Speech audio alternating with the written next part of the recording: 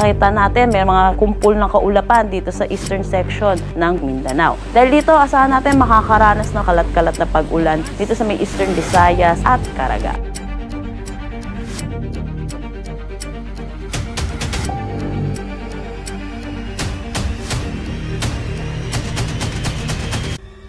Manatiling may kaalaman at manatiling ligtas sa pamamagitan ng pagbisita sa aming YouTube channel para sa mga real-time na ulat panahon sa ating bansa. Laging tandaan, maging alerto at iba yung pag-iingat sa banta ng ulan, baha at pagguho ng lupa. Ngayon, oras na para marinig mula sa ekspertong meteorologist. Bibigyan tayo ng malalim na pagsusuri sa lagay ng panahon at ipapaliwanag ang anumang mahalagang kaganapan sa ating panahon ngayon o sa mga darating pang araw. Kung makikita man naman po natin, asahan natin makakaranas ng pag-ulan dito sa may Davao region at ito'y dulot ng easterlies. Pero naman sa nalalabing bahagi, asahan natin magiging maaliwalas naman ang kanilang panahon.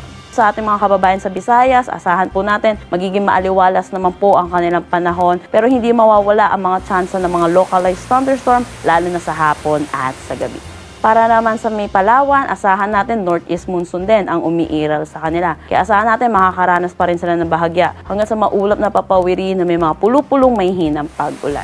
May nakataas po tayong gale warning kaya pinapaalalahanan po natin ang mga kababayan natin mangingisda at may mga sasakyang maliit pandagat na delikado po pumalaon dito sa Batanes, Cagayan, kasama na ang Babuyan Islands, Isabela, Ilocos Norte, Ilocos Sur, La Union at Pangasinan. Para naman sa magiging panahon ng Luzon, kaya asahan natin makakaranas naman tayo ng bahagya hanggang sa maulap na papawirin na may mga chance ng mga light to moderate na mga pag-ulan. Ngayon, malalaman naman natin ang lagay ng panahon sa mga susunod o darating pang araw. Bago mo ipagpatuloy, huwag kalimutang mag-subscribe at pindutin ang notification bell para lagi kang updated sa ulat panahon sa ating bansa. Huwag mo ring kalimutang ibahagi ang video na ito para makatulong o malaman ng iba pang kababayan natin ang lagay ng panahon sa ating bansa. Dako naman tayo sa magiging panahon natin sa susunod na 3 araw. For Visayas, asahan naman natin magiging maliwalas din ang panahon. Ang agwat ng temperatura sa Iloilo ay 26 to 32 degrees Celsius. Ang agwat ng temperatura for Calayan Islands at Puerto Princesa ay 24 to 31 degrees Celsius. Tacloban 24 to 32 degrees Celsius at Cebu 25 to 32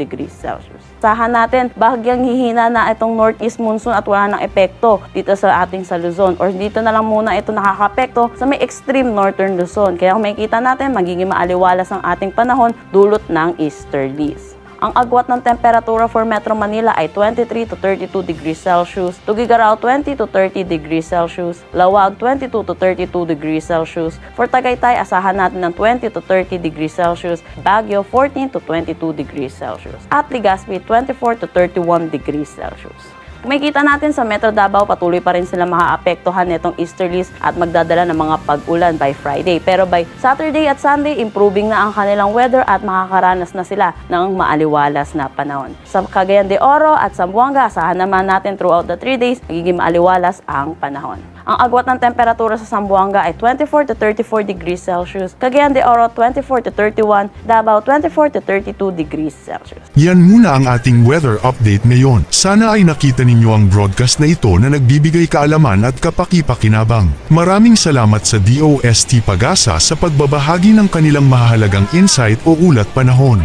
Samahan kami sa susunod para sa higit pang mga weather update sa ating bansa at manatiling nakatutok sa weather update ng bansa at huwag kalimutan i-share at mag-subscribe na rin. Mabuhay ang Pilipinas!